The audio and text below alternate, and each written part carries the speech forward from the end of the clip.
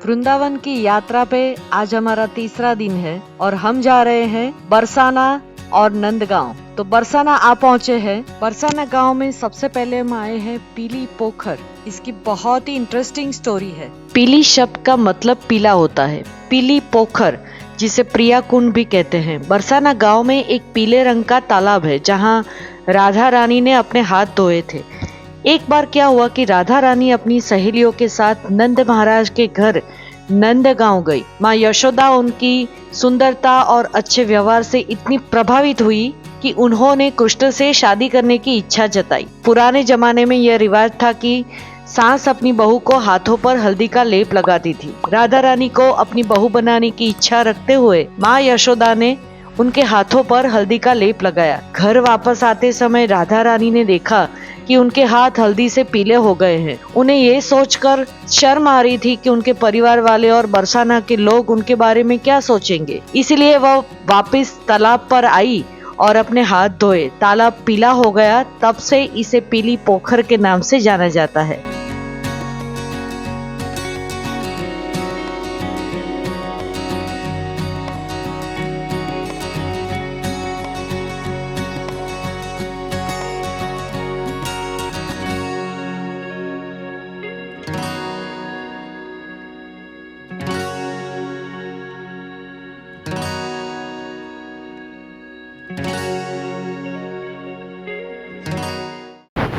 अभी हम बरसाना राधा रानी का जो महल है ऊपर लगभग 50 सीढ़ियाँ हैं, तो वहाँ पर से जा रहे हैं। ये देखिए लाड़ो का बरसाना।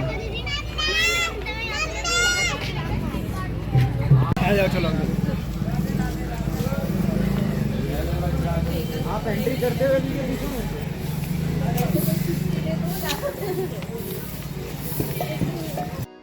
देखिए हमने चलना शुरू कर दिया है। थोड़ा आगे जाके फिर सीढ़ियाँ आएगी। लगभग आगे बताया वैसे 50 सीढ़ियाँ है। अगर आप चल नहीं सकते हो तो इस तरह से ऑटो भी मिल जाएगी आपको। और ये जो बाइक वाला दिख रहा है, ऐसे बाइक पर भी सिंगल पर्सन को आपको पैसे लेके ड्रॉप करते हैं। यहाँ पर ये रोपवे की भी सुविधा है, तो रोपवे पर भी आपको जाना है तो जा सकते हैं। हमने सीढ़ियाँ चढ़नी वैसे इतनी टफ नहीं है, धीरे धीरे आप चढ़ सकते हो। तो हमने चढ़ना शुरू कर दिया।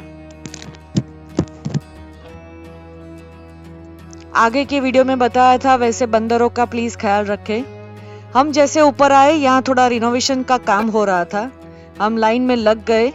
यहाँ पर व्यवस्था बनाए रखने के लिए स्लॉट किया गया है। अंदर जैसे ही भीड़ कम होती है यहाँ से गेट खोलते हैं।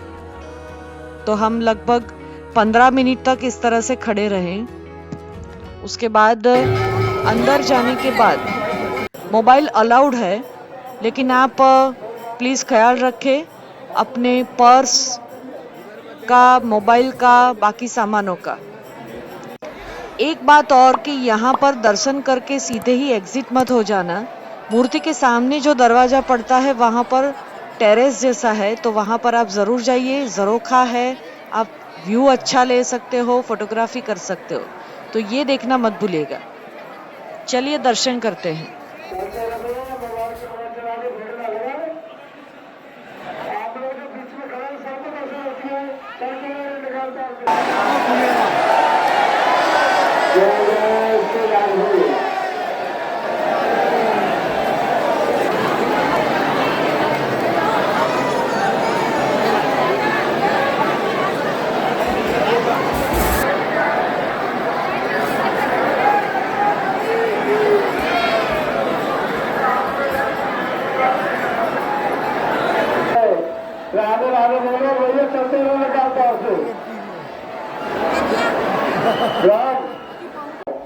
आगे भीड़ का दबाव है और सभी को दर्शन हो चुके। सामने बाहर जाने का रास्ता लिखा हुआ है एग्जिट गेट, वहां से आप बाहर तरफ निकले।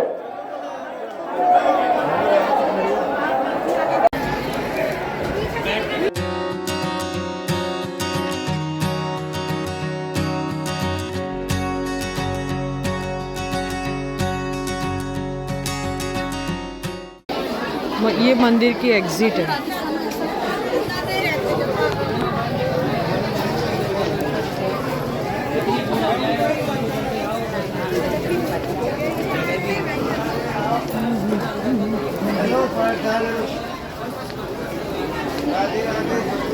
अब हम यहाँ से 500 मीटर की दूरी पर ब्रह्मगिरी पर्वत पर श्री कुशल बिहारी जी का मंदिर है, वहाँ जा रहे हैं। ये मंदिर बरसाना का सबसे विशाल मंदिर है। इसे राधा जी का महल भी कहा जाता है क्योंकि इसके प्राचीन अवशेष खंडेर के रूप में यहाँ पर मिले थे, जो कि द्वापर युग में श्री कृष्ण के प्रपौत्र वज्रनाथ जी ने इसे बनवाया था और फिर बाद में 1911 में जयपुर के राजा श्री माधो सिंह ने यहाँ भव्य महल जैसा मंदिर बनाया। उसकी इच्छा थी कि ओरिजिनल विग्रह यहाँ पर स्थापित किया जाए, लेकिन किसी कारणवश वो नहीं हुआ। फिर नए विग्रह को स्थापित किया और अपनी पत्नी श्री कुशल कंवर श्री कृष्ण की अनन्य भक्त थी, तो उसके नाम से ये श्री कुशल बिहारी मंदिर का नाम रखा। श्री कुशल बिहारी मंदिर से निकल के हम दानगढ़ गए। दानगढ़ पर ऐसा कहा जाता है कि वहाँ पर श्री कृष्ण ने चूड़ियों वालों का रूप लेके इसे लीला की थी। यहाँ से हम ये गहवर वन में चल के जा रहे हैं मोरकुटी। कहते हैं कि इस गहवर वन में श्री कृष्ण जी और राधा जी दोनों लीलाएं करते थे।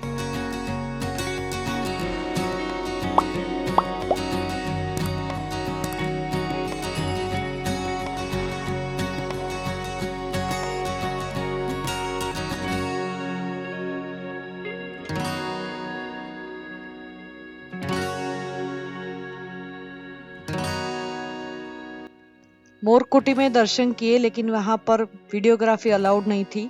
मोरकुटी में दर्शन करके उसके बाद पीछे से दादर है वो उतर के हमने राधा कुंड के दर्शन भी किए। कहा जाता है कि वहां पर राधा रानी स्नान करने आती थी, तो वो सारे दर्शन करके फिर हमने बस में बैठ के नंदगांव जाने के लिए निकल गए, जहां पर श्री कृष्ण जी अपने परिवार के साथ रहते थे, जिसे नंद भवन या तो नंद महल भी कहते हैं। गोकुल में जब कंस का अत्याचार बढ़ गया था, तब नंद बाबा गोकुल छोड़कर नंदगांव आ गए थे और ये गांव नंदीश्वर पर्वत पर है।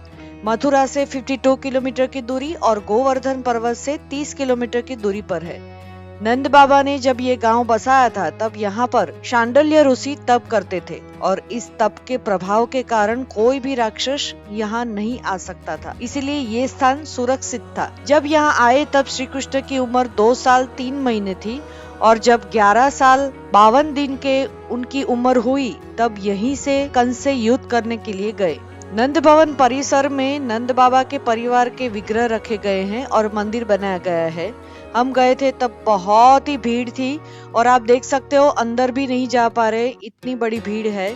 और अंदर मंदिर के दर्शन बंद करके रखे थे और जो पंडित जी थे, या तो उसे पंडा भी बोल सकते हैं, वो बोली लगा रहे थे और जब तक बोली इनफ नहीं आ जाती तब तक वो दर्शन नहीं ओपन कर रहे थे। तो ये हमें जरा थोड़ा ठीक नहीं लगा कि दर्शन तो खुले ही रखने चाहिए। सब अपने मन से जो भी दान भेंट करना चाहे वो कर सकते हैं, तो दर्शन बंद नहीं रखने चाहिए, क्योंकि इस तरह से जो भीड़ जमा होती है उससे कुछ भी हो सकता है।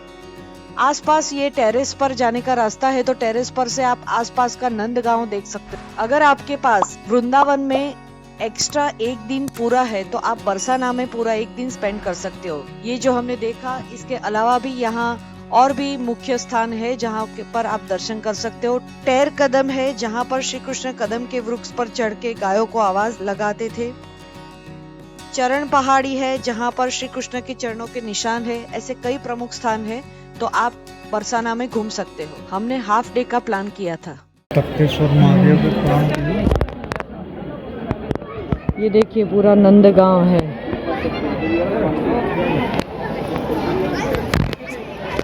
बंदरों के प्रोटेक्शन के लिए इस तरह से जालियां बनाई हुई है।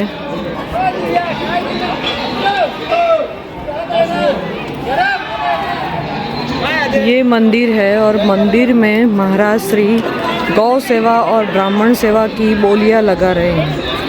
तब तक वो मंदिर नहीं खोलते, तो इस तरह से भीड़ होती है वहाँ पे और थोड़ी पर्दा लगा रहता है मंदिर में।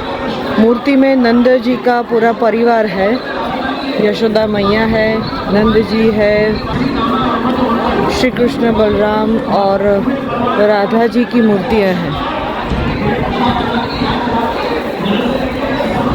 देखिए, आप सुन पा रहे हो कांस्टेंट इसी तरह से सबको सेवा के लिए बोलते रहते हैं।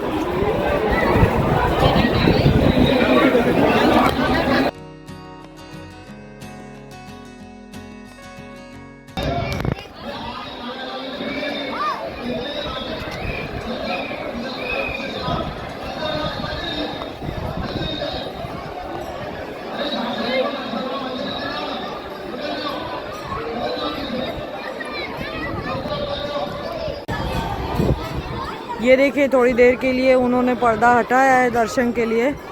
लोग देखिए आप, कितनी सारी भीड़, और इस भीड़ में छोटे बच्चे और बुजुर्ग, प्लीज़ आप हो सके तो अवॉइड ही कीजिए यहाँ पर।